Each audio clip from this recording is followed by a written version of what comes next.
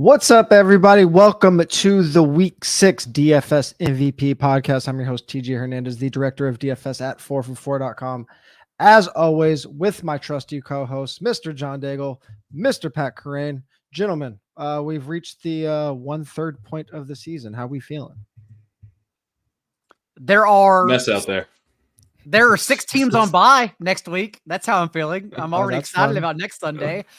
This week, though, is a little bit of a mess. I would say it's another week where I think we underplayed the game time decisions because he was not in like the winning mid and high stakes lineups. But I feel like last week, given the lack of value at running back, that Jaleel McLaughlin, who scored 17.5 fantasy points and was an afternoon decision, could have helped people immensely. And so it feels like that kind of week where there aren't many important decisions in the afternoon, but we still need to hang on to like placeholder lineups here and get ready for some swaps that will happen on Saturday evening, Sunday morning, because that's what the kind of slate it is now.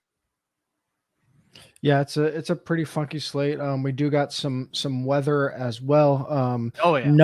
No super high totals. There's two around 47.5 to 48.5, depending on the book you're looking at.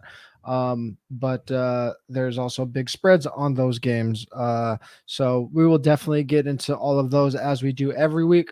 Also, as we've discussed every week, Kyren comes through with the walkthrough every Friday morning. We reference it plenty on the podcast. It's one of our guiding lights here to get through these games. Kyren, any big highlights that you want to touch on before we get to the game-by-game breakdowns? Yeah, I said just before we went live that anytime I've got someone from the 4 o'clock window as the cover boy, I probably don't love the slate because I try hard to have the cover boy be from a 1 o'clock game. Then I just make that the first game I talk about if there's not a London game. This week it is Josh Jacobs who plays at 4:05. So it felt to me like, man, it was like TJ Hawkinson was one of the guys where I wrote up and was like, oh, this is fun. But it's like it's a tight end and a 4 o'clock running back are kind of jumping out to me.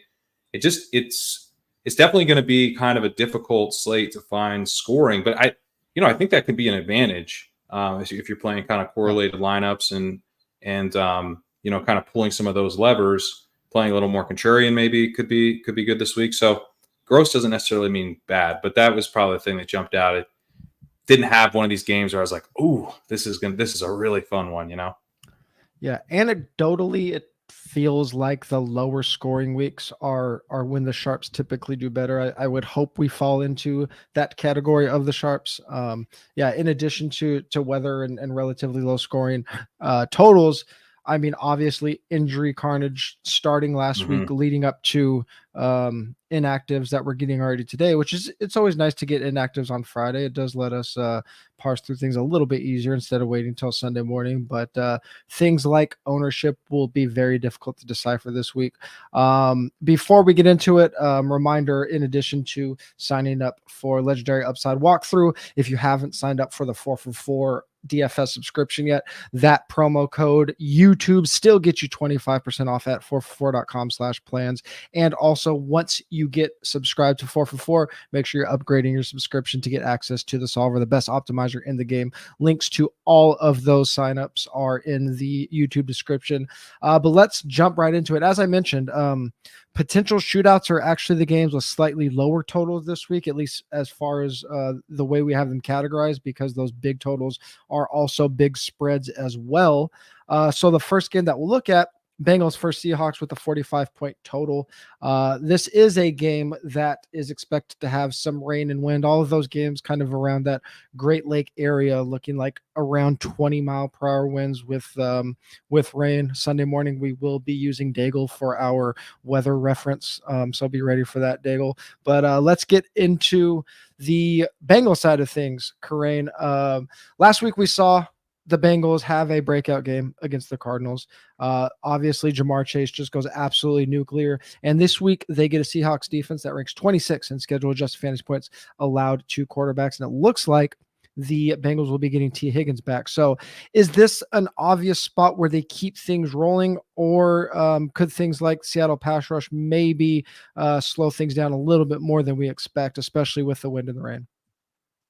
Yeah, keep in mind that I didn't play Jamar Chase last week, so maybe I'm just completely off on the Bengals here. But I did when I looked at this matchup, I was like, I mean, certainly you see now that Burrow's come alive, and he did look pretty good in the advanced numbers last week. He didn't have like an insanely good week by like EPA per play or success rate or anything, but it was good, and he had been bad this year, so that was awesome to see. And then obviously Chase just goes nuts.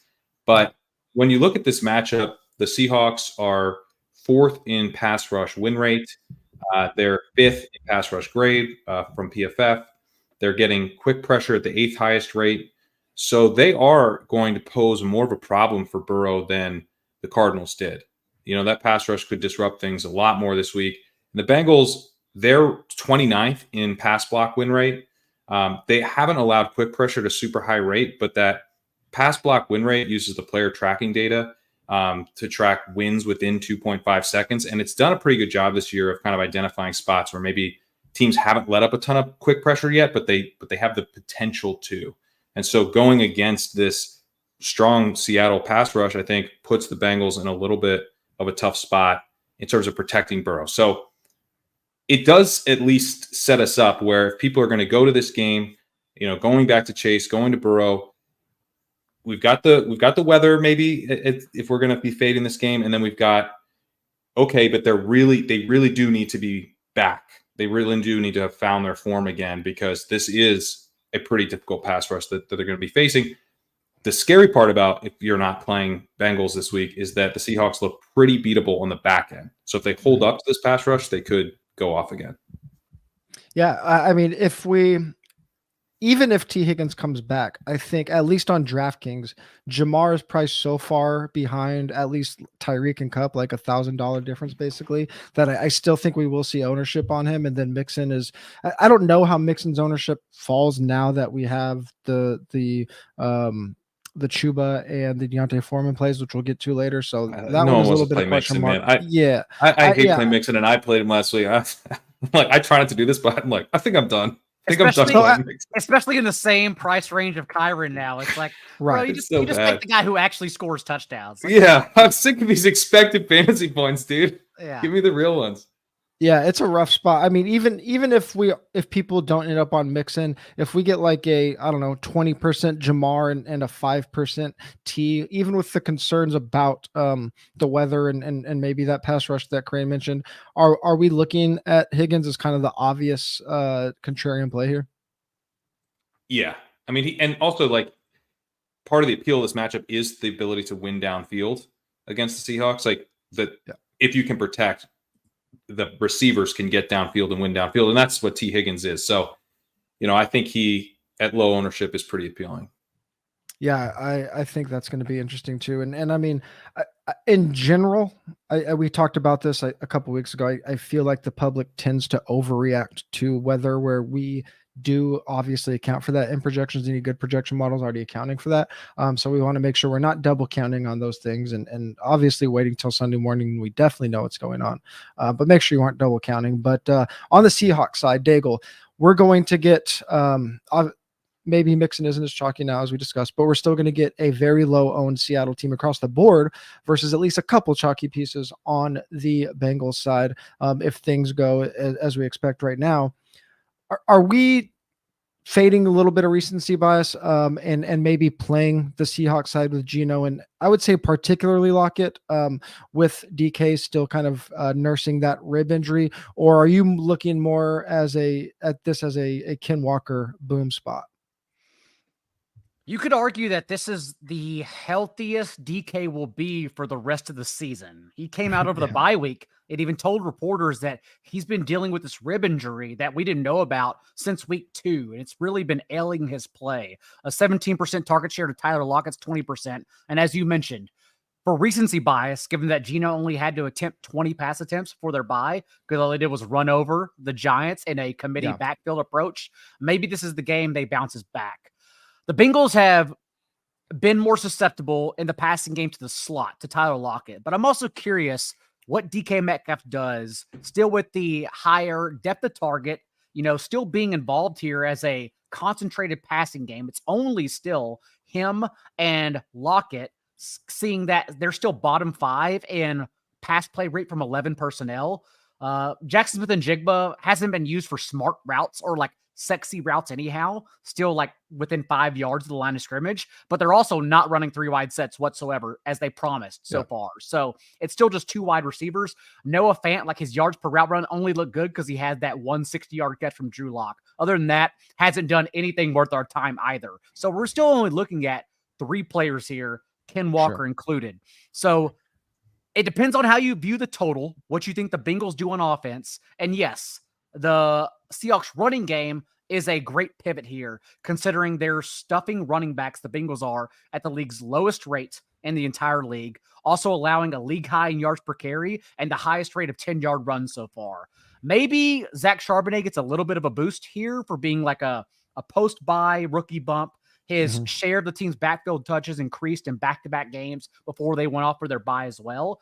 But honestly, yes, as a boomer bust player anyways in fantasy, Ken Walker, it does paint more as a boom week for sure. Yeah, I like the Walker side of this a lot. I mean, I like the Seahawks side a lot in general. I would like it more if Mixon was super popular. I think maybe on FanDuel he's still pretty cheap there, that it might be both of them. On DK, I think people might get away from Mixon. But Daigle, as you mentioned on the podcast with Paulson yesterday, that we do see teams start to increase that rookie usage coming out of the bye this time of year. So maybe we don't use JSN and Charbonnet as DFS plays this week, but use this week as maybe a primer going forward if we see slight upticks in 3 wide receiver usage or upticks in Charbonnet's usage continue to trend up. Maybe we use that for our week 7, week 8 plays. And I mean, just to touch on the JSN thing, like he was a player that I think a lot of people were on early in the offseason because of the promised 3 wide receiver sets. 2 things happened. JSN got the wrist injury, and then on top of it, they got decimated off offensive line and like forced to play like more tight ends close. So it's like, I don't think it's just that they're like, oh, JSN isn't ready. A lot of things changed for this team and this offense injury wise that I think, and I think we might've mentioned it on the preseason pod, that like our expectations should have changed like last minute going into the season. So, I do think that there is a way where we still see a JSN breakout in the second half of the season. Would you guys agree? Yeah, I would agree. It's such a long season. Everyone forgets that we're doing this for another 11 weeks, man. Like, the Seahawks don't care. Like, look at Marvin Mims leading the team receiving yards. No one cares about their rookie in the first 5 games. Like, this is such a long process. I definitely agree. From a cash game perspective, early in the week, Mixon popped a little bit, but now with things changing at running back position, Jamar is the only obvious play here. He still does stand out as our top overall value on both sites. That'll probably change a little bit on FanDuel, where he's in the 9Ks at 8,300 on DK. Again, compared to those top tier wide receivers that are in the 9K range, Jamar is just going to remain a great value. Moving on to Jaguars versus Colts. This game has a 44.5 point total, with the Jaguars favored by 4, giving them a total just above 24, while the Colts are just under 21. There is a ton of value in this game. We're going to get heavy chalk, especially on the Jaguars side, but there's plays to be had on the Colts side as well. Let's start with the Jaguar side and you, Daigle. No Zay Jones, as you mentioned on the podcast yesterday, versus a defense that is pretty zone heavy, that also likes to, isn't great at defending the deep ball. So is this a spot where we target the Jaguars wide receivers with Etienne and Engram getting the heavy chalk, or is there another way to lean into the chalky Jaguars plays outside of Ridley and Kirk? It's such a tough slate to discuss on this Friday in particular, just because we know what everyone wants to do at quarterback. We know everyone wants to play Trevor Lawrence and Matthew Stafford, but we don't know the pivots, because the pivots otherwise are in weather-riddled games. And so I'm still trying to pinpoint like what the pivot is. The fun thing is, though, is that we are not projecting, and based on what running backs everyone's going to use in tournaments, I'm not projecting still anyone to get to Calvin Ridley. And I think that's a mistake. So regardless of if I play Trevor Lawrence in tournaments or not, or where I do, I'm 100% dragging Calvin Ridley along with me. His highest target share of the season, over 34%, came in week 1 against the Colts. Trevor Lawrence now in his last 3 games against Gus Bradley, who has been scheming this Colts defense now, has completed 80% of his passes for 6 touchdowns, only 1 interception in that time. And we know, as you said, concentrated target tree without Zay Jones now, it does go to really 2 players for ceilings, and that is Ridley and Christian Kirk. Christian Kirk, who against this Colts defense now, who has run the most zone coverage of any defense in the league, is 6th in catches against zone coverage, 25th in yards per route run. Even when they played the Texans earlier this year, who ran the 2nd highest rate of zone coverage against them in that particular week, Christian Kirk walked away with 654 and a touchdown. So he is like easily the best point per dollar play. Everyone's going to get there in cash games, even in tournaments. I think I just eat it because he's such a good play. He's obviously shown over the last month he's out targeting Calvin Ridley, but Ridley's the one that no one's getting to because everyone's trying to decipher between AJ Brown, Cooper Kupp, Tyreek Hill. It's like Ridley's just being kind of forgotten about. So I'm bringing him along everywhere as like honestly the best tournament play. Yeah, especially on DK. And this week is super unique, especially at wide receiver. There's only like 2 or 3 guys that are really good values on both FanDuel and DraftKings. And then the wide receiver value is really site specific. So you have to be very intentional in how you're building lineups and how you're thinking about those lineups. And the Jaguars are a really good example of this. On FanDuel, Ridley and Kirk are within $400 of each other. Engram priced a little bit lower, but he's a tight end, so it's different. Whereas on DK, Ridley is 1,200 more than Christian Kirk and 2,200 more than Engram. So I agree with you, Diego, that I don't think as many people will get to Ridley, especially on DK, because of that price discrepancy. That's a really, really big thing to note about this slate. Those wide receiver salaries. Go ahead. It was just surprising to me, like that he's not going to. Like if people are on Lawrence based on what I'm looking at, I think you're exactly right. It's just strange, like that we wouldn't be more excited to play Ridley as kind of a collective here. And he's been out targeted by Christian Kirk recently, but if you look at the first read targets, he still has the lead. He's got a 19% first read target rate to Kirk's 16%, which is a significant difference. He's also much more of a downfield guy, 13.6 ADOT, where Kirk is an underneath slot receiver at 7.8 ADOT. So you want to talk about like tournament play, that is the better fit for tournaments anyway. You know, that kind of more deep threat guy. So I don't know. It just seems like a great play. What's happening, Kyren, is that Ingram's so cheap, and it's another bullshit tight end week that everyone's just playing Engram instead and trying to get up to one of the other guys. So Ridley will get squeezed unless like somehow people try to make it work. But usually everyone's just going up to 9K to Kupp and Tyreek Hill instead. Right now, it's hard sometimes. Like I always feel like I forget this by Sunday morning, but it's hard sometimes to like remember this. But I do think it's an edge when you're like trying to think through like why are certain plays the plays and why are other plays not the plays. And it's like, oh, this guy's a play because this other random person is priced, at 9K and we're trying to play him. And it's like, but it doesn't have anything to do with the actual game or what we actually expect to play out or how good of a play a particular wide receiver is in their own right. So this Ridley one really jumps out to me where it's like, we're not playing Ridley because we got to play Evan Engram so we can go play Cooper Kupp. Like that makes Ridley a pretty sweet play.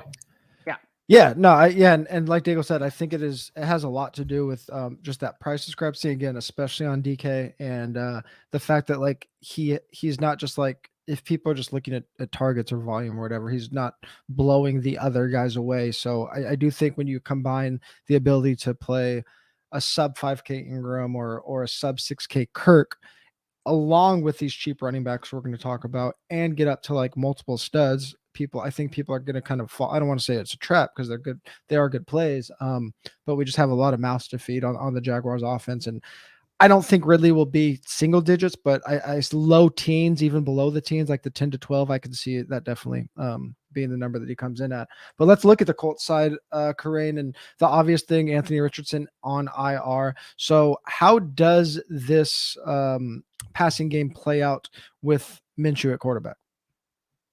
I mean, it's kind of funny because they're such different quarterbacks, but Minshew has been pretty similar to Anthony Richardson in his EPA per play and his success rate. And I think generally the offense will probably be fine with Minshew. And I think it might even be sort of similarly run because they've been run heavy in both of we got Minshew starting in week 3. They were quite run heavy that week. They were run heavy on first down. They were run heavy overall. And then last week, they were even more run heavy, minus 10% pass rate over expected, minus 15% on first down, really conservative style. When you look at their like overall pass rate over expected for the season, the Colts now kind of look Falcons-y. So, obviously we're going to get more passing attempts with Minshew than we would have with Richardson because he doesn't run, and he doesn't scramble as much. His dropbacks are a higher rate. But I think they're going to put this through the run game, as much as they can here. And they'll probably try to attack a Jaguars defense that I keep calling overrated.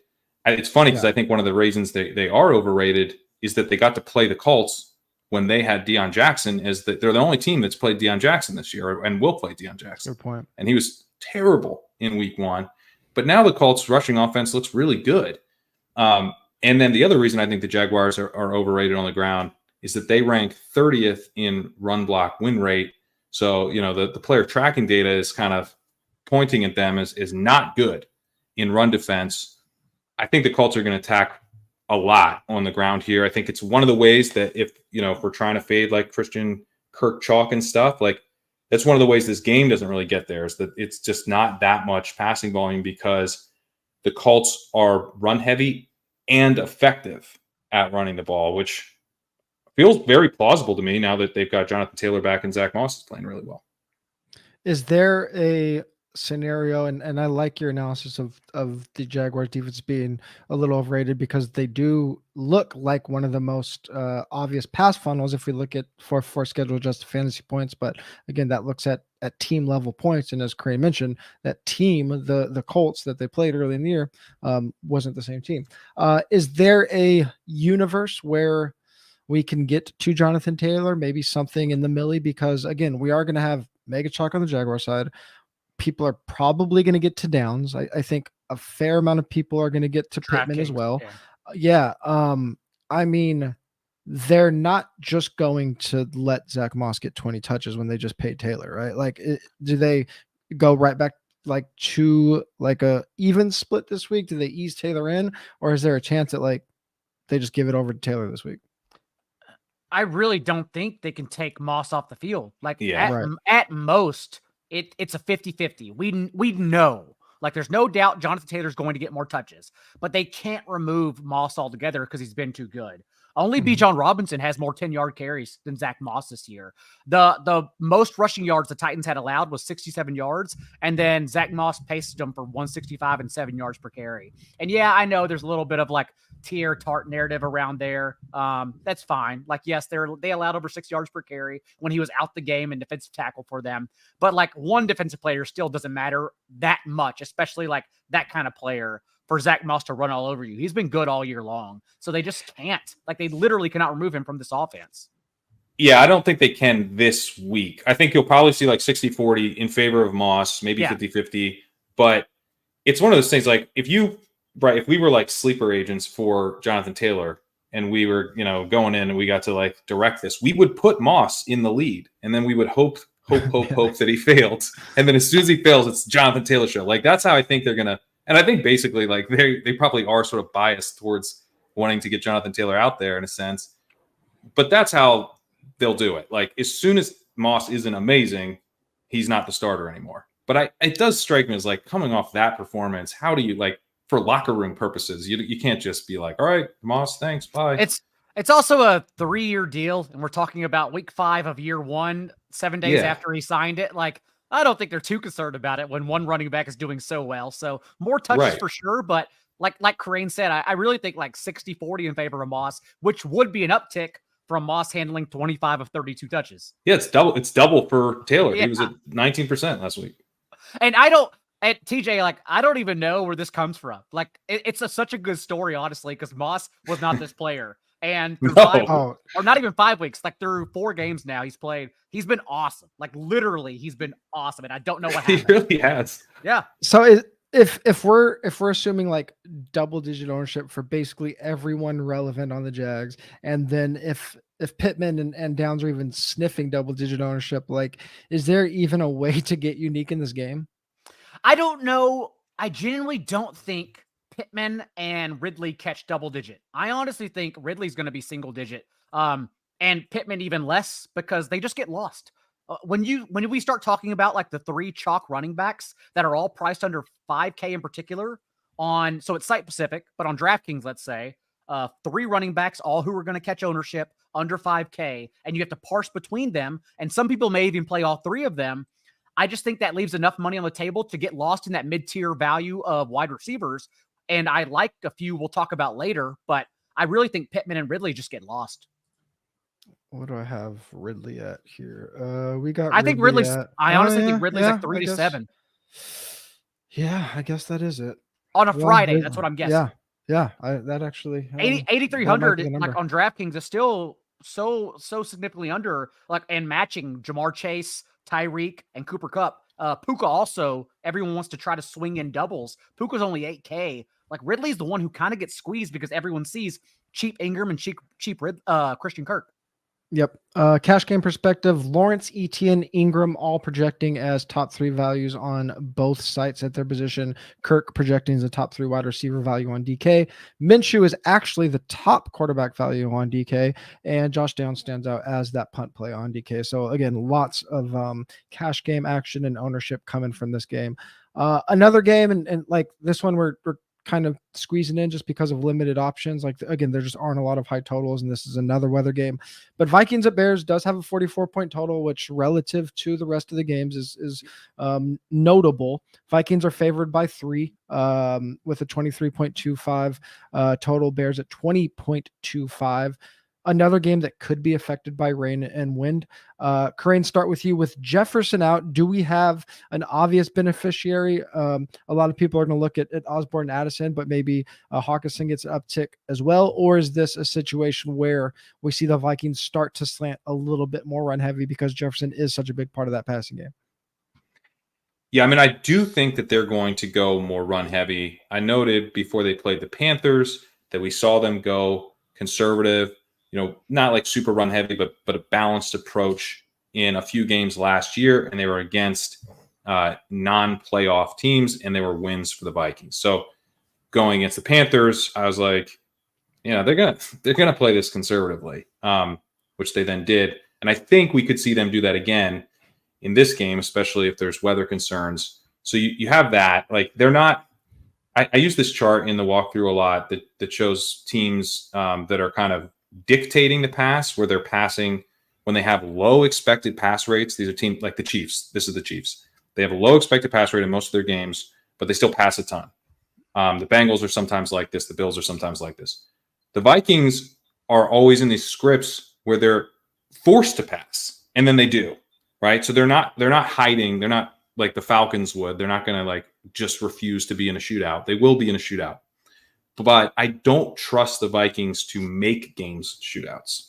Sure. So that's where I think your concern is on the Vikings side. If you're, trying to play Osborne or whatever, I do have some interest in TJ Hawkinson just as a play. As far as the DFS part of it goes, I don't know that I have the courage to play Hawkinson this week, but he's probably the biggest beneficiary because I think his role changes. His ADOT is at 6.4 this season. That's really low, even for a tight end. But before this season, he's never had an ADOT below 7.5. He's not like the most athletic guy, but he's athletic enough. He's not just like, one of these tight ends that has to be used super shallowly. He's shown some burst. He's shown some yards after catch ability. And my thinking on this is that he's soaking up a ton of underneath coverage. He's got a 30% double coverage rate this season, which is super high. That's 95th percentile for a tight end. He's kind of soaking up that underneath coverage. It's helping Justin Jefferson get open in the intermediate area. They don't need to do that anymore. They can actually use Hawkinson in the intermediate area a little bit more. So I would expect that his role actually shifts. He's still getting targeted at a high rate, but maybe a little bit further downfield. And all of a sudden, Hockenson actually has more upside than he did when Justin Jefferson was in the lineup. If we are expecting a more run-heavy script here for the Vikings or a run-heavy game plan, how do we evaluate Madison and Akers? Because we finally saw Akers cut into that workload. Not finally, it's been a couple of weeks, but we saw Akers cut into that workload last week. Madison down to 55% of the team touches. But is that concern alleviated a little bit with maybe a really a bigger pie, so to speak, against one of the worst run defenses in the league? Like, could Madison maybe still be a leverage play off of Deontay Foreman, who's probably like among the chalkiest backs of the week?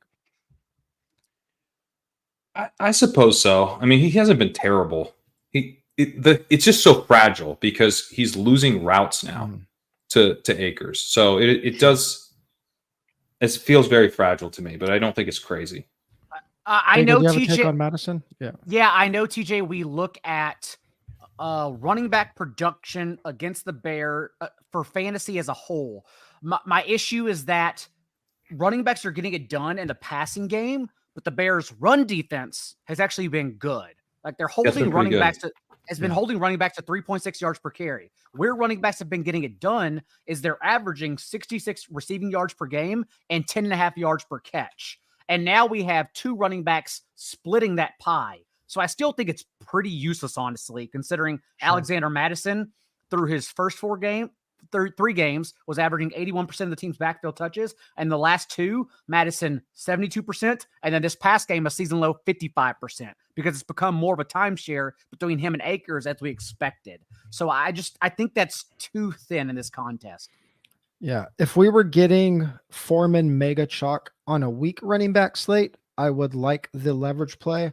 The problem is, if you're playing Madison, you're probably giving up so much projection to legit 10 other backs on the slate that are just in at least either volume spots, matchup spots favored. There's just so many good run or at least decent running back players where Madison is just like a legit, like the definition of mid this week. So yeah, I think like literally the definition. I think for his career, not this week. Yeah.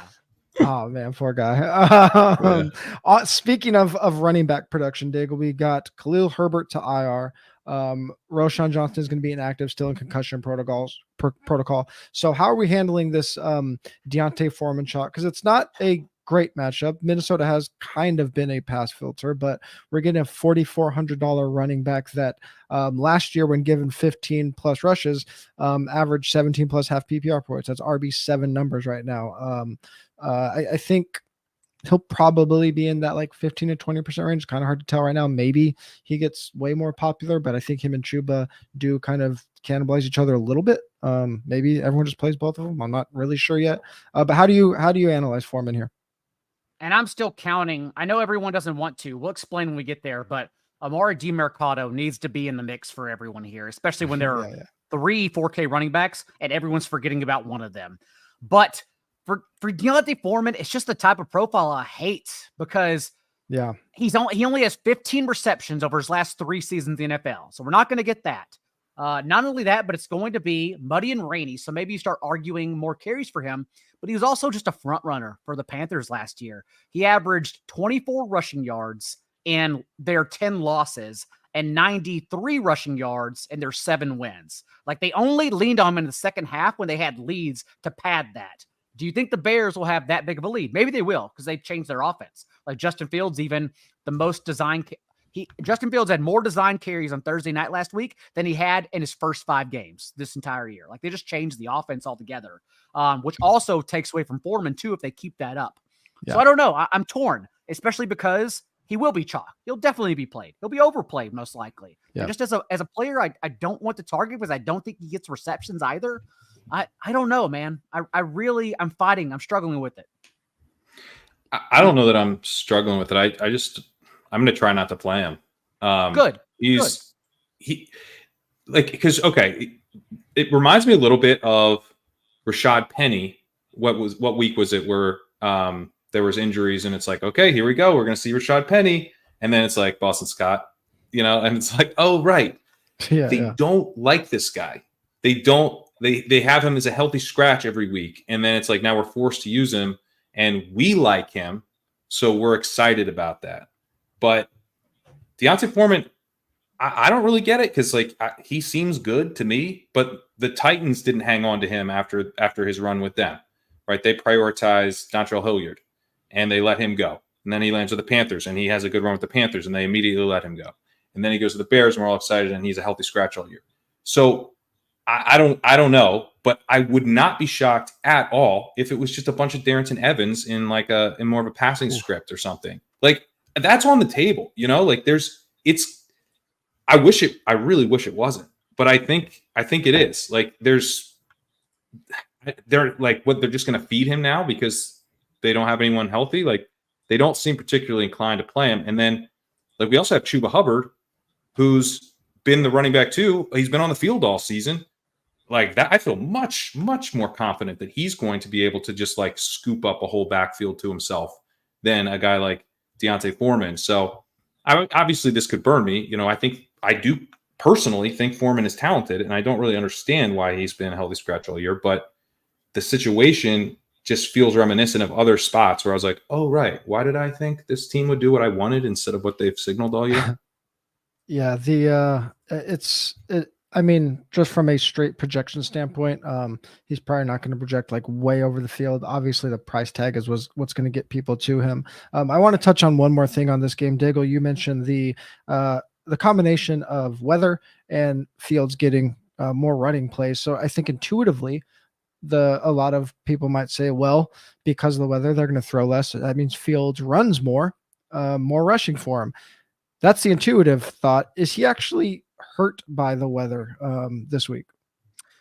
I don't have an answer for you. I'd like to know. He's been so much better. He's 9th in yards per attempt against the blitz this year too. That's been his bugaboo since going back to college. He's been terrible against the blitz, but he's actually kind of made it click this year.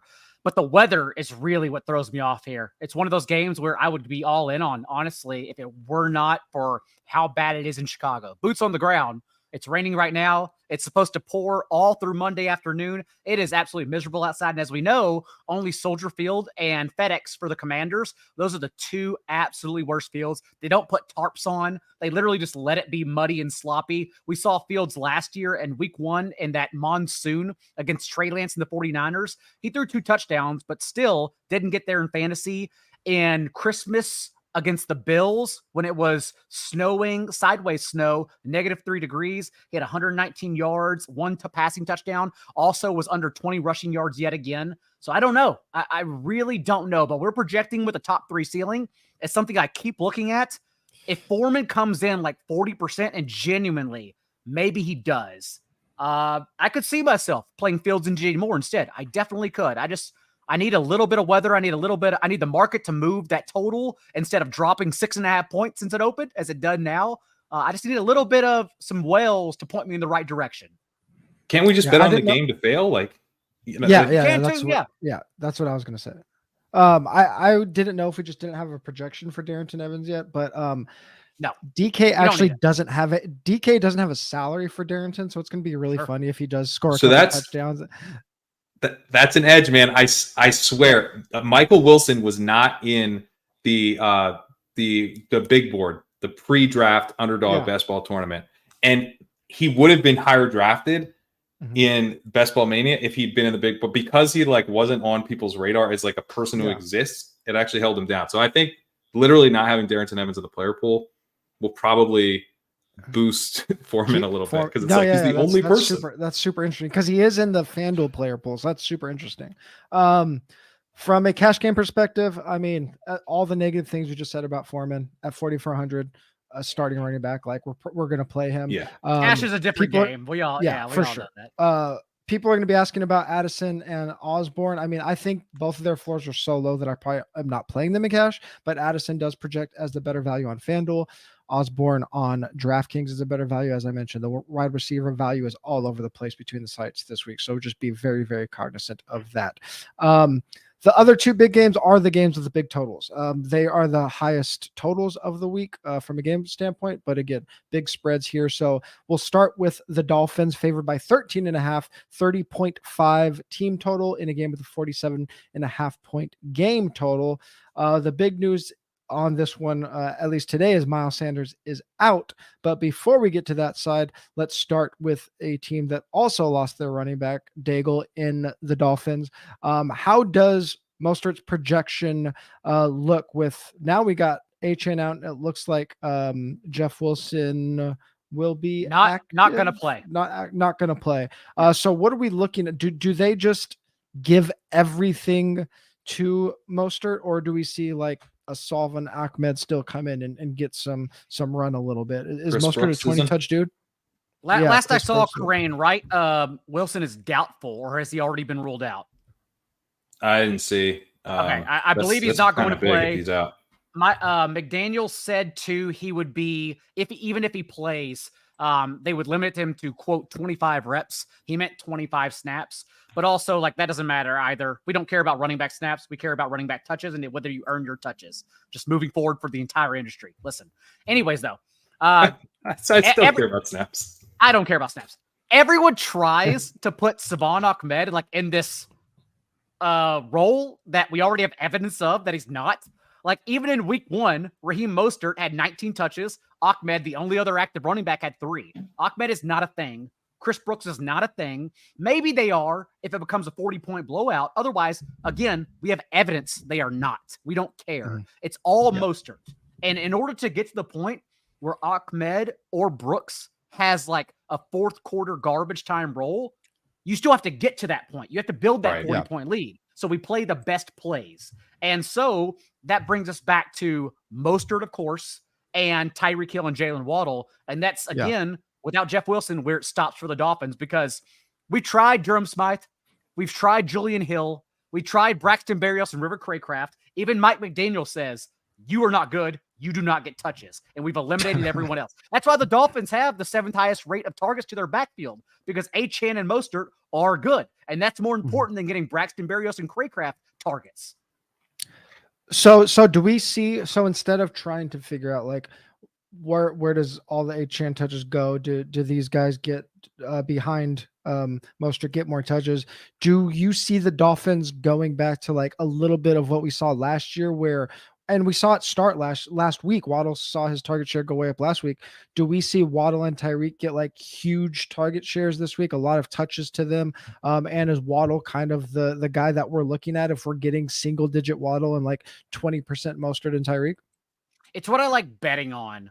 Again, I'm trying to find these mid-tier wide receivers that I know we have very high ceilings and are just getting lost because of the way lineups are building around Deontay Foreman and Chuba Hubbard. That's how we do it when we play DFS. And Jalen Waddle's definitely like a pivot play that I love in the slate because we don't know the outcome. Maybe without Achane, that 7th highest target rate to their running backs becomes more Waddle. Since last year, no one was involved. It was Tyreek Hill with 32.5% of the targets, with Tua on the field for those 13 games. Waddle was at 22%. The next closest was Trent Sherfield at 9%. No one else mattered. Maybe it's that, again, a little bit regression. As you said, TJ, we saw it last week with a 35% target share to Waddle, 4 end zone targets as well. Could have had 2 touchdowns. And so that's a situation where I wanted to come down off Tyreek, save that little bit of salary, and bet on Waddle instead in a game that we expect the Dolphins will just simply blow out. And I don't think we necessarily need the Panthers to push them. We know the Dolphins can get there so fast on such explosive plays. And on top of that, we just saw last week the Lions down their 2 most explosive players. Everybody still gets there against the Panthers. So you can get there against this Panthers team. On the Panthers side, Kyren, before we get to the Miles Sanders injury, the obvious play is Thielen because he's had this huge target share, but does this game actually set up for like an even higher PPR ceiling than we've seen from him in recent weeks because of how the Dolphins will play this? Yeah, I mean, I don't know that I'd say necessarily higher. I mean, I had a hard fade on Thielen coming into the season, so don't make me say higher than that. I'm gonna keep eating crow, okay? I mean, he's gonna have another good game. I'm willing to admit that. If he takes us to another level, I don't know that I can handle it. But it is a pretty perfect setup for Thielen. The Dolphins, they have a good pass rush. The Panthers don't have a great offensive line. And the Dolphins are limiting explosive plays. They play well in coverage, but they're 30th in dropback success rate allowed. So you can kind of just matriculate the ball downfield, right? Vic Fangio, all that. The whole cover two meta is coming from this kind of style. Now, Young's not going to do a lot of that while the game's competitive, but we saw last week he actually was okay in garbage time. So Young's starting to flash the tiniest versions of flashing, which, you can be okay in garbage time. And Thielen, I think, can rack up a lot of catches in that kind of script where he's trying to get the ball out quickly. Thielen's clearly that guy. I don't know that I don't really want to play Thielen. I've put him in a lineup just to see how it feels. Didn't feel great. But yeah, I mean, he's a pretty solid PPR volume type of play, and he's not super expensive, so he can probably pay off.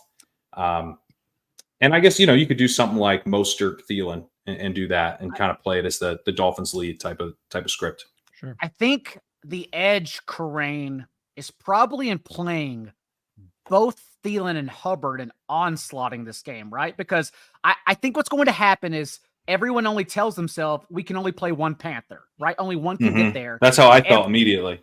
Yeah. Everyone will take the discount, and so Thielen will get a little bit lost. But maybe then, because of the discount, you can play Thielen and Hubbard and then play two Dolphins as well. How does that equation I don't think I'm playing two Dolphins there. I'm just throwing Mostert in there. Yeah. In that. I still want to play two Dolphins because I only care about three offenses. I care about the Rams, Jaguars, and Dolphins, and I'm focusing the entire slate around those three offenses. Do you think the Panthers can push back enough to make two Dolphins hit? No, but the Dolphins don't care about you pushing back. Yeah, fair. Like they've already proven that in two slates where the Broncos and the Giants don't get there, and Tyreek Hill and Mostert get there because it doesn't matter. Yeah.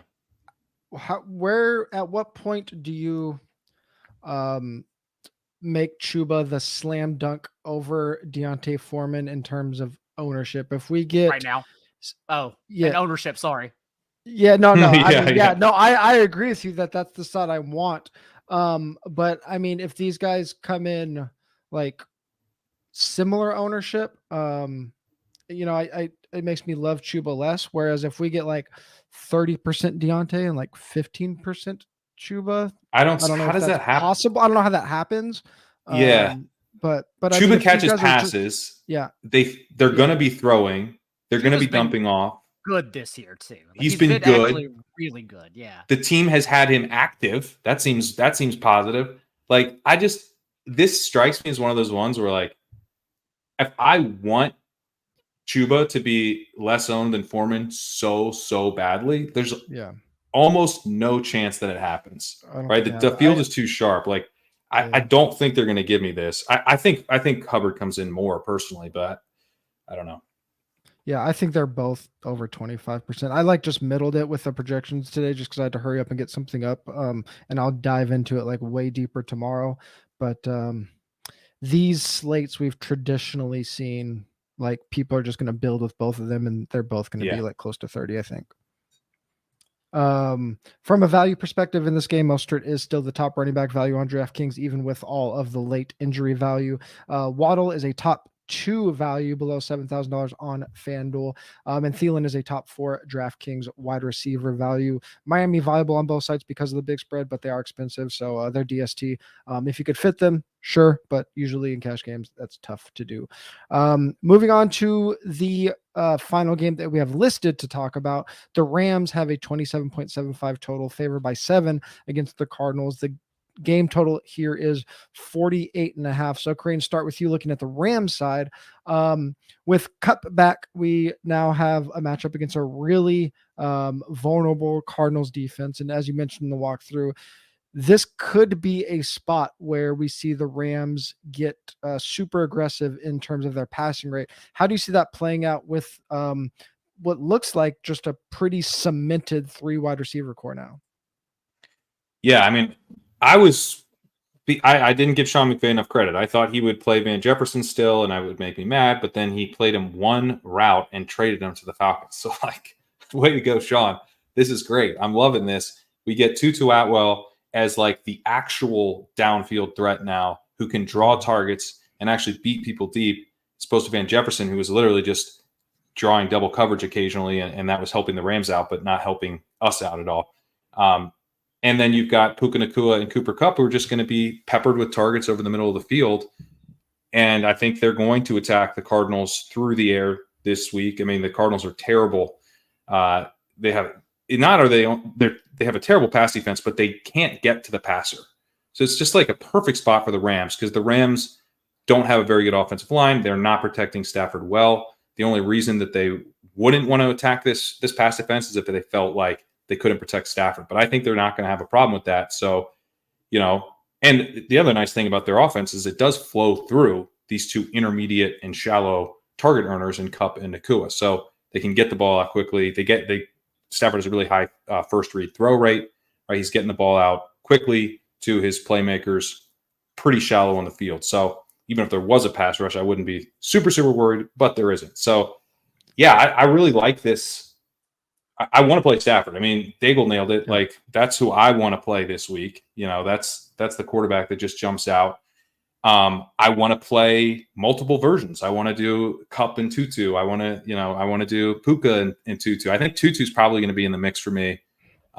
He's not like my favorite play I would love to do Kupp and Nacua, but maybe I can with the running. I was just saying with the running back. That was my next question. Like, we can probably, I don't know if it's easily, but I mean, we can go with pretty much any double that we want with Stafford and probably make it work. That's appealing. The other thing I like about this, right, is you could take, now, before I looked at the ownership, I was like, and I can bring back Zach Ertz and get tight end taken care of, but then looks like he's going to be chalk and he's Zach Ertz, so that feels really bad. Yeah. But I also like bringing back Marquise Brown. I think the Dobbs can kind of rebound here. The Rams defense is not all that imposing. And so, we get a little bit of a pushback here from the Cardinals. And this is actually like the one game that jumps out is like, yeah, we can game stack this. This feels game stackable. Absolutely. On a week where I don't really feel like there's many options to do that. Speaking of game stackable, let's go to that other side, Daigle. And we already talked about Foreman. We already talked about Chuba. Walk us through this Keontae Engram, DeMarcado backfield situation and why maybe this is how we get unique on this slate. This is why I love Deontay Foreman and Chuba Hubbard getting steamed, because in these double stacks, DeMarcado is very clearly the player to run back instead of one of those cheapies. Through 3 games together in weeks 1 through 3, DeMarcado ran 14 routes to Engram 7. More importantly, DeMarcado played 17 snaps to Engram 0 on 3rd down, because Engram is not the pass catching back. So in a negative game script, with the Cardinals being 7.5 point road dogs, wherever the line moves to, it is very clearly the Rams. The game script you're telling yourself is the Rams pile it on, and Ingram's not even on the field because DeMarcado has been proven to be their pass catching back. And I'm not even counting in the fact that Engram has been terrible for his entire career, let alone this year. 12 carries for 15 yards. What if they already saw Engram play in those first 3 games and said, we can't roll that out because those 15 yards still pale in comparison to the one time that DeMarcado got on the field last week and rushed for 45 yards and a touchdown? Like, I'm not even counting that. I don't even need that usage. I'm just saying he is the pass catching back. Those are facts. And we think it's going to be negative game script. That's where my analysis stops. And it's a clear, perfect option to run him back. What number do we hope we're getting from DeMarcado and DK points? Like, what do we need to reach? Enough to beat 16? Out Foreman. Enough to beat out Foreman. That's all we care about.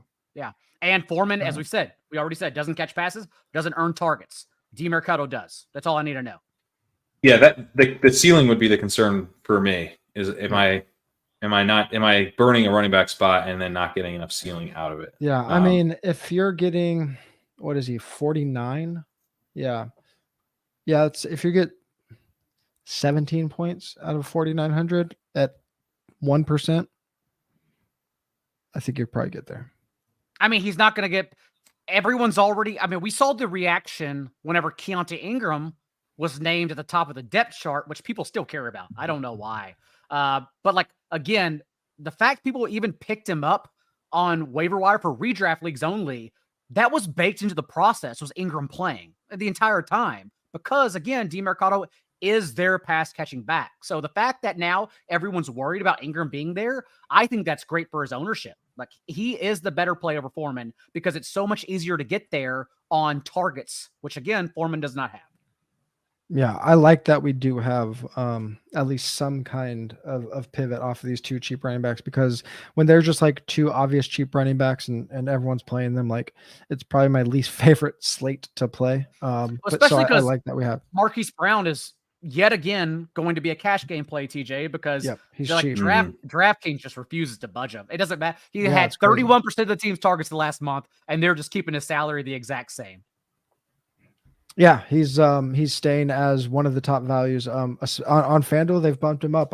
It's usually the opposite. Usually DK is very sharp with the pricing. FanDuel this year, give them credit. You can't log in, but they are definitely moving salaries. You have to enter your password 98 times, but they're moving salaries. Yeah, for sure. As we mentioned, lots of value in this game. Stafford is in the FanDuel optimal. He's a top 2 value on FanDuel. Kyren shows up in about 25% of optimal lineups on DK. Dobbs is in the DK optimal because he's so cheap, but only 12% rate in the optimal. So like, he's a very fringe cash game play, but definitely a value saver there. And then, as we mentioned, Marquise Brown and Zach Ertz, both cash game plays there. So those are the games with obvious totals, either on the team or the game side. After that, it gets pretty sketchy. Obviously, the Lions are a fun team that we like to play.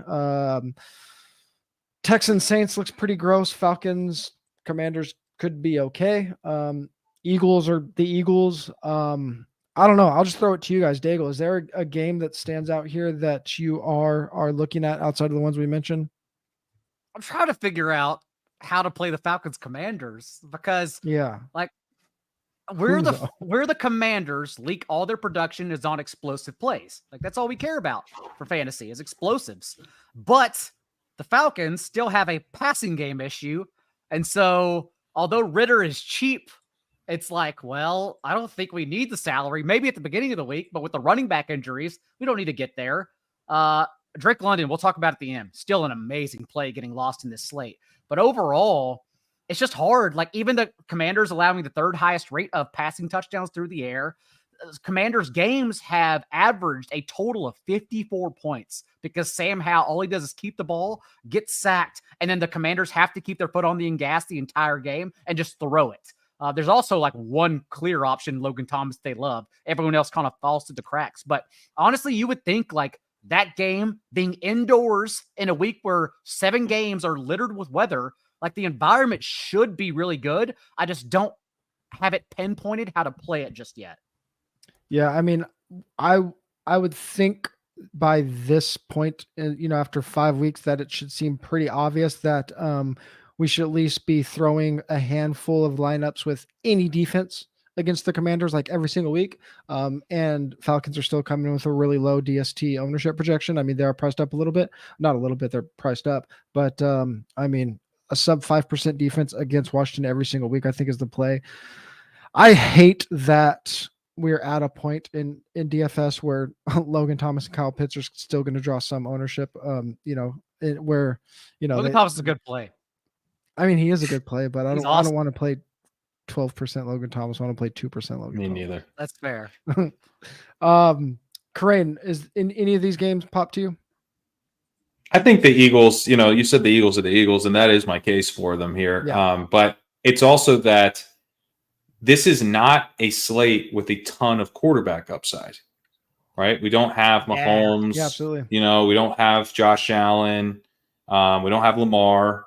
So, like, Jalen Hurts could just wreck this slate. Like, you could have to have Jalen Hurts. Yeah. And, I mean, I think he's in a good spot. I don't really even understand why the Jets are like this really respected pass defense this year. they haven't been that good. They've got a good pass rush, but they haven't been particularly strong in the secondary. Like, I guess you could say, like, oh, the Chiefs, the Chiefs just didn't look that great against the Broncos last night. Like, I don't know how much credit to give the Jets here is like this stifling defense. Everyone saw that week 1 nationally televised game, and then it just rode it out to they're great. Yeah, I mean, the Jets they're 26th in explosive pass rate. So they're letting up explosive pass rate at a high rate. They're 21st in dropback success rate allowed. They're 24th in EP allowed per dropback. Like, this has not been a pass defense that's shut down at all. You do have the issue that the Eagles could just salt this game away pretty quickly with DeAndre Swift, and you don't get that much passing volume. But we have this setup with Jalen Hurts where he is finally dialed into AJ Brown, and we're getting like the super high first read target rate for AJ Brown, super high target rate over the last several games to AJ Brown. So you can go in, kind of do your single stack there, and just bet that it's an AJ Brown to Jalen Hurts week. And we saw, like, sometimes last year those would hit, and it didn't like even win tournaments because they're expensive. But this is the type of slate where I think like hitting on a Hurts to AJ Brown week could just massively separate you, where there's not a ton of ceiling at the quarterback position. Also, that game is interesting because late swap game, whereas the only late swap game catching ownership is Cardinals and Rams, and no Darius Slay or Jalen Carter. That's what I started looking at, like Breece Hall a little more, thinking because Garrett Wilson is a tournament play. Garrett Wilson only gets there if he scores a touchdown. That's a tournament play. Otherwise, he just hits his floor every week. Even last week, he finished beyond the top 40 wide receivers because he didn't score a touchdown. But maybe with no Darius Slay, who has been bad this year, but that helps. But no Jalen Carter is really interesting because we are coming off a career high in carries for Breece Hall. 25 touches to his highest share of the team's backfield touches. So I started looking at that, since that mid-tier pricing of running backs also get lost among the cheap running backs. And that is it for me with this game. Like, I am so much more worried about the Jets offense than I am about their defense. Like, can you push the Eagles a little bit? And probably the best chance they've got is, the Eagles are injured on defense and Breece Hall just hit some explosive plays, and I know he hasn't done that much since his first 2 carries, Daigle, but he's an explosive running back. Hold on. We have a game. We have one more game against the Broncos. Calm down. I do agree with Daigle that the key to this game is the late swap, because let's remember that Rams and Cardinals are in the late window as well. So it's just like very, very obvious pivots if we're in a late swap position to get off of those popular plays and going over to Eagles or Jets. Out of all of the games that we did not mention, players that are projecting well on the DK side, fringe cash plays, Josh Jacobs, Alvin Kamara, David Montgomery. On the FanDuel side, again, Josh Jacobs, Bijan Robinson, and Godwin also projecting well on FanDuel. As far as the chalk goes, I think we've kind of made it clear where we stand on Foreman versus Chuba. So I'll just kind of ask you guys instead of who you like or don't like, since all of us are kind of off Foreman, which of these other chalk plays do you like? I'll start with you, Kyren. Jamar, and then all of the Jaguars are kind of projecting chalky. So we have Jamar as a very high on play, and then Etienne, Engram, and Trevor Lawrence all projecting very chalky. Any of those guys stand out as plays you want to lean into and play the chalk? Mostert jumps out to me the most, where I'm like, I could just see him crushing. And Chuba could just be a version of Foreman that I feel better about. Like, as I mentioned, sometimes you got to play the guys that let you do other things, but at least like being aware of like, this guy's chalk because he lets you do things you want to do elsewhere in your lineup. And, those, they're getting boosted, not because they're great plays, but because of the way the lineups all kind of work together salary wise. So I'm going to try to stay away from that as much as I can. Like, Evan Engram is another guy. I'm like, he's just along for the ride. Like, he doesn't shape up as a particularly great play in his own right, I don't think. But so yeah, he would be him, Foreman are probably the two that jump out to me as the easiest fades, and then Mostert's the one. Even though I probably will play a decent amount of Hubbard, I think I might like I don't know if I want to make most of a priority since it's going to be big chalk, but God, he has a ceiling, like it's not just because he's priced in a certain thing. It's like, dude, he could crush. Raheem Blackshear doesn't have a touch on the year. He was active for one game, but he played exclusively special teams too. So we can't imagine him stepping in and being like a timeshare back. We just don't care, especially because Chuba Hubbard has been used in negative game script. So if that's what we're projecting, that's exactly what we're projecting for Hubbard. And I think Jamar Chase is the one I can see myself losing for sure because there are too many good options if T. Higgins is active. We have to get this right. And like, there's a big difference between Jamar Chase's 27.8% target share through the first 3 games with Higgins compared to over 38% the last 2 weeks without Higgins practically. Big difference. Yeah. Yeah, I could see myself off him too, although didn't work last week. Yeah. Well, it was without Higgins, but yeah. Fair enough. Before we get into our favorite plays at every position this week, I want to remind everybody about Prize Picks. Prize Picks is daily fantasy sports made easy. Go to prizepicks.com/DFSMVP. Use the code DFSMVP, and you'll get a first deposit match up to $100. We have a few plays that we looked at this week. Hopefully, you guys are watching live so you could get in on the action as well. And we have some players that we like to go a little bit more than rushing specifically totals this week. Trevor Lawrence, 17.5 rushing yards. We like him for more rushing yards. He's averaged about 25 rushing yards per game, been over 20 yards in 4 of 5 games. Deontay Foreman, we mentioned we got that late injury news on Roshan, so I hope you guys are able to get this 48.5 point rushing total for him. We like him for more than 48.5. I think Christian McCaffrey, 72.5 rushing yards. We like him for more as well. We're projecting him for over 100 rushing yards this week. So get on those on Prize Picks. $25 would 5x your money with that 3-player pick 'em. Don't forget to go to prizepicks.com/DFSMVP.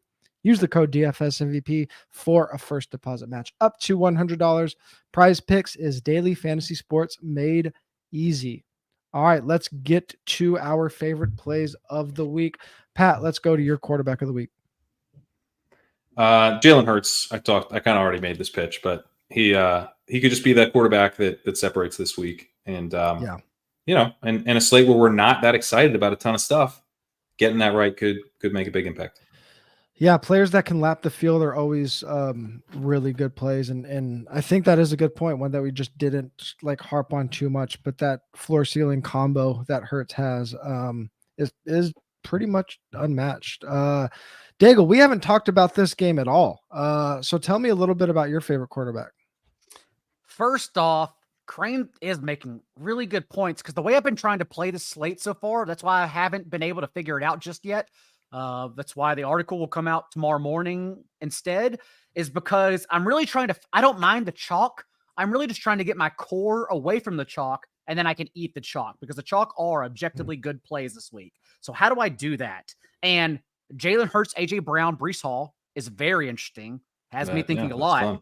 But also I'm waiting on the weather for this Browns 49ers game because I think we have enough questions about the Browns defense to consider them a potential offense to attack, whether it's with Brock Purdy, who I'm just really using, I'm sitting here as a placeholder to talk about this game, or Brandon Ayuk, maybe even if someone wants to sneak in Christian McCaffrey. Although, like last week, we talked about like David Montgomery to Bijan Robinson. You had to give up like $1,500 in salary. And with even the projections, when everything objectively says like this guy is not worth eating that money for, like you can't go to Bijan whenever David Montgomery's just here. Just take him and figure it out.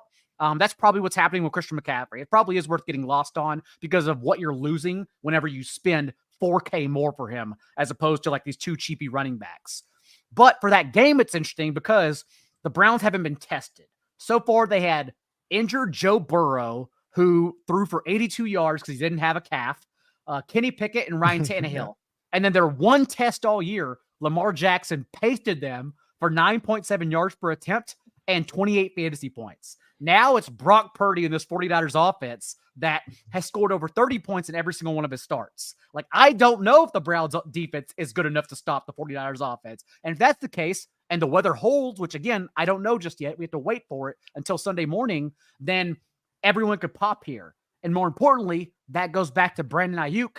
That's a player who's getting lost with the ceiling in between the cheap guys and the very expensive guys everyone's paying up to because they're paying down at running back. Because the Browns have run the 8th most man coverage in the league, the 8th highest rate, and Brandon Ayuk is 11th in yards per route run against man coverage this year. That's when he explodes. So whether you play Brock Purdy or not, I don't know, but it's the point about talking about this game and Brandon Ayuk in particular, because I think they're in a really good spot if the weather holds.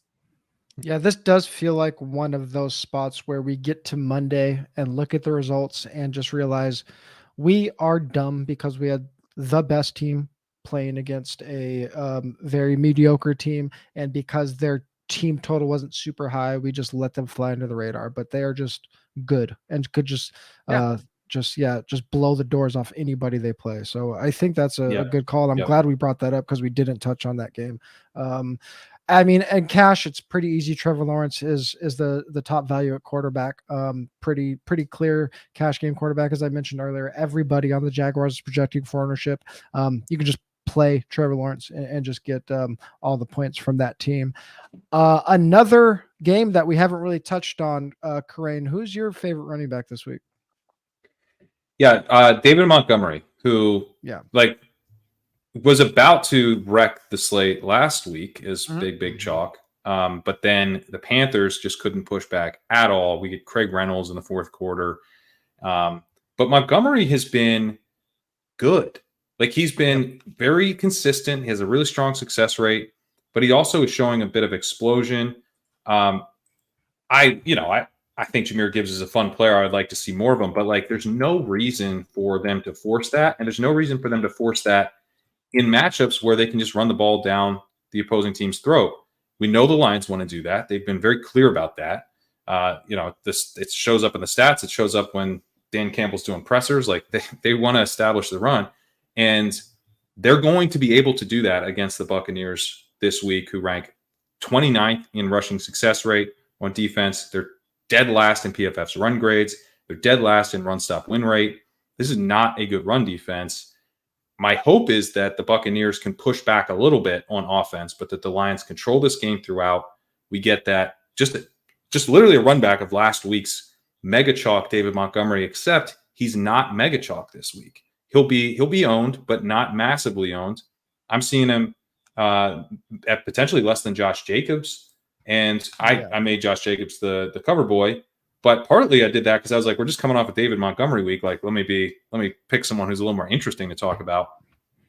But I think I'd rather play David Montgomery over Josh Jacobs straight up. And the field maybe is going to be the other way with the little salary saving on Jacobs. So he just strikes me as a really good play.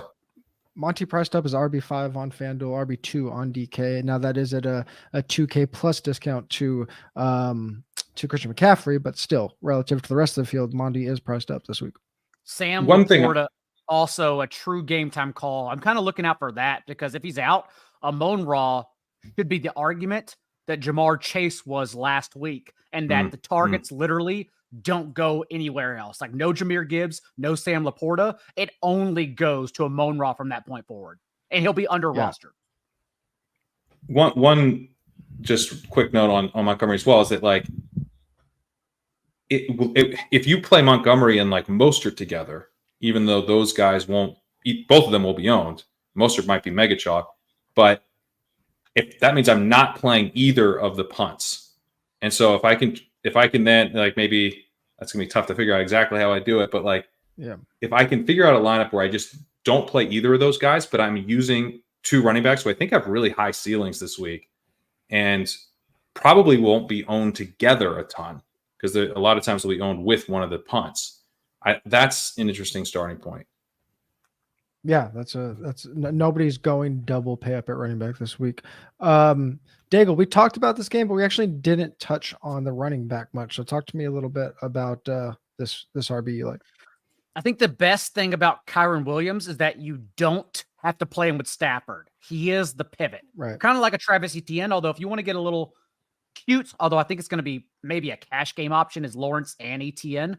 But Kyren, we saw his target share dip to a season low mark last week with Cooper Kupp back on the field. He's still leading all running backs in route participation, and no one's coming for his job. Even Zach Evans last week was active. He played 1 snap on special teams. And since week 2, whenever they made Cam Akers a healthy scratch and then traded him, Kyren has handled 90% of the team's backfield touches. No one's coming. And so for that reason alone, although he's been inefficient, he literally last week was dead last in next gen stats, rushing yard over expectation. It doesn't matter when you're getting every single touch in an offense we expect to score 28 plus points. You just take that chance. So given that we don't expect him to have really a target share either, it's kind of just a pivot off of Stafford. So I think Kyren should be in our pools. Yeah, I think Kyren will be owned a little bit, but again, like the running back ownership projection is going to be quite muddied up with these cheap running backs. So I might treat them like Tyreek and Mostert too. I think you could go Kupp, Kyren, and call it a day, not bringing Stafford along. Oh yeah. I like that a lot. From a cash game perspective, I mean, don't overthink it. As much as we went back and forth on these guys, Deontay Foreman and Chuba Hubbard are just they're going to open up a ton of salary in cash games. I mean, the only thing people might be a little nervous about, which makes sense, is playing Chuba and Mostert in the same game. So I guess that makes sense. But Foreman and Chuba are just cash game plays this week. Wide receiver, Kyren, talk to us about. We talked about Kyren. Talk about another player in this game. Yeah, Marquise Brown. Although if he's going to end up being really chalky, then that's less interesting. But I like him as just this guy who's earning a ton of targets in a game that I want to have pieces of. So if I'm playing Marquise Brown, I'm going to have a Ram on the other side, or I'm going to have a stack with Matthew Stafford on the other side. So not like a one-off play for me, but one thing I like about Brown is that maybe Ertz is going to catch a lot of ownership. So if I can get a little bit of leverage off of Ertz to a guy that's got a much higher ceiling, I mean, Ertz is just literally, a catch and fall down guy. You're hoping he gets in the end zone type of play. Marquise Brown actually a downfield playmaker. So you're going to have to eat a little ownership with him. But if you use him as a correlated piece, I think he's pretty interesting. I could see Brown getting squeezed a little bit. Yesterday, when we didn't have the clear running back values, it wasn't obvious where we were going to save money. So a $5,300 wide receiver helped a lot. Now that we have 2 sub 5K running backs, I do think that there's a chance, I don't think Marquise Brown will be unknown because that game is intriguing, but I could see him coming in at like 11 or 12, maybe. Something like that. I like that. I'm into that. Yeah. Daigle, you talked a little bit about this game as one that you would like to target outside of the main games. What about a player to target in that game? Not necessary to bring along Desmond Ridder unless you're playing the Millie Maker. Yeah. Drake London at 4,800 on DraftKings, cheap on FanDuel. He'll get it done anyways.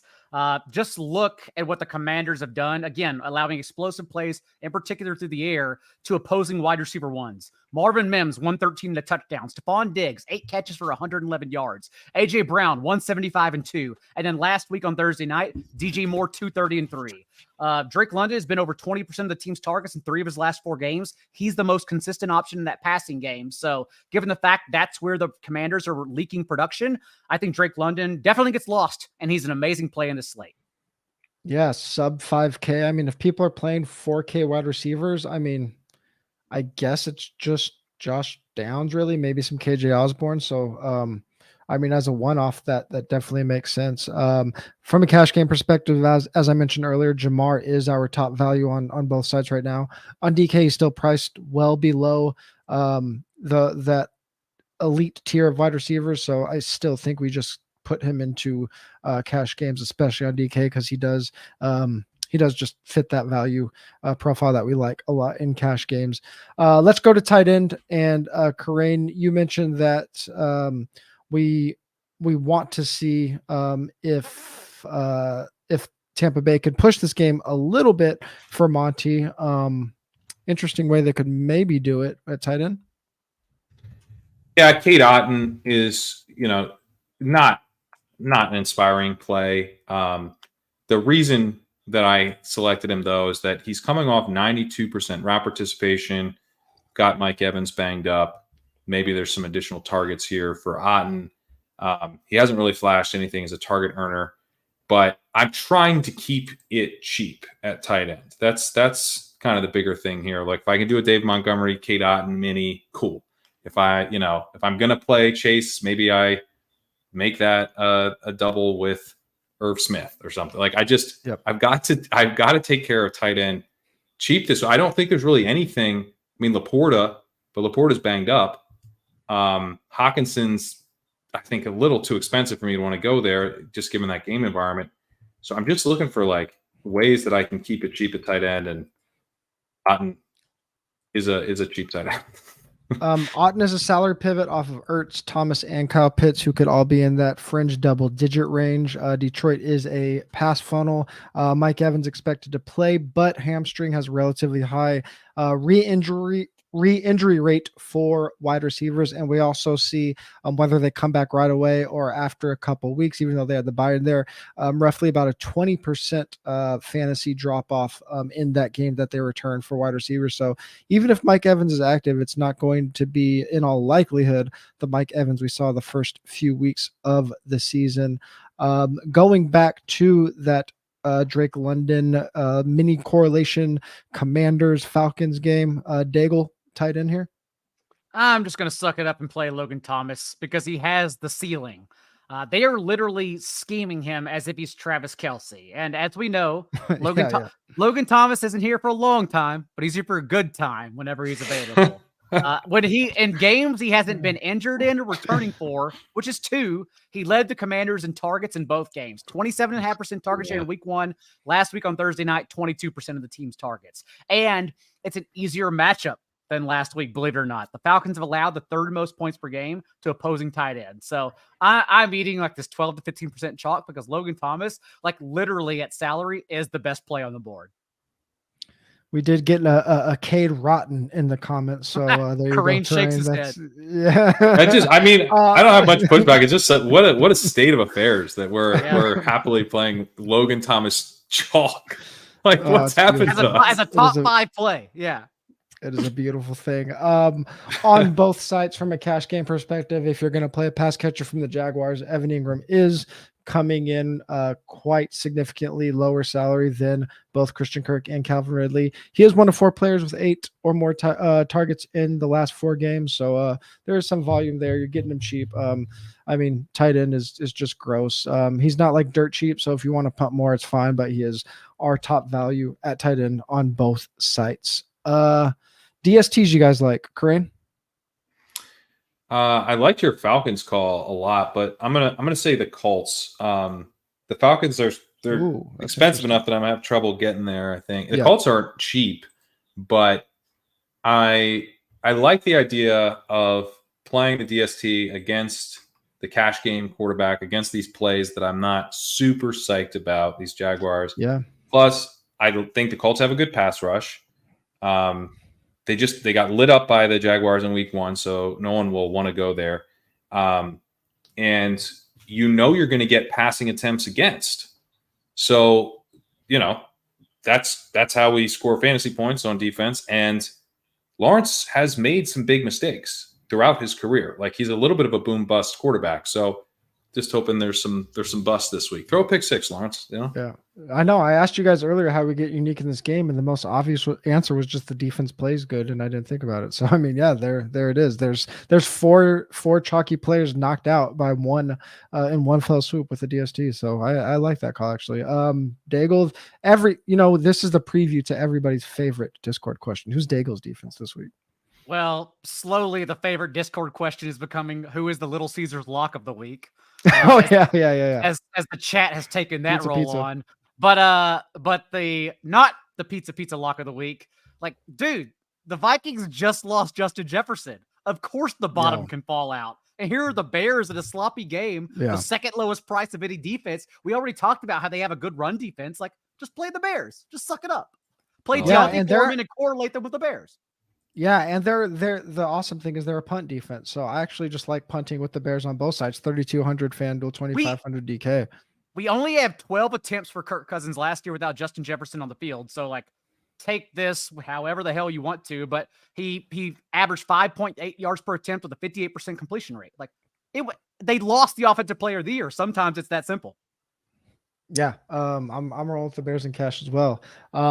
Lots of work to do this week. Obviously, a lot of news today. So ownership projections will obviously get a big update tomorrow through Sunday morning. So make sure you are tuned in and dialed into everything going on throughout the weekend. If you're listening on your favorite podcast platform, please give us a 5-star rating and review. It is the easiest way to give back to the podcast. If you're watching on YouTube, make sure you're subscribed. Make sure you sign up for those notifications. Make sure you like this video.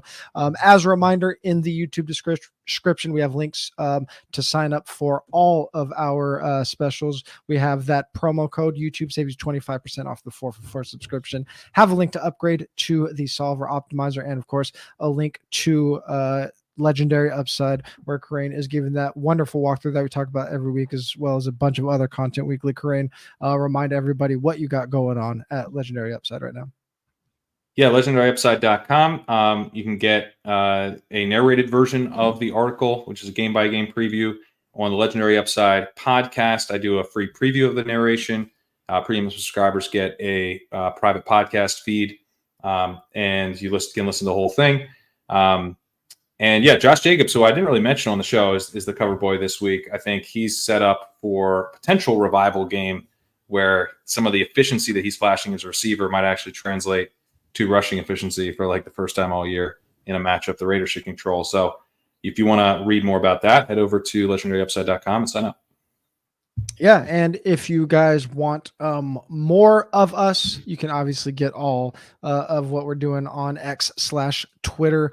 Kyren is at Pat Kyren. Legendary Upside is at Legendary Upside. Daigle at not J Daigle. 4for4 is at 4for4 Football. I'm at TJ Hernandez. We'll talk to you guys Sunday morning in the 4for4 DFS Discord.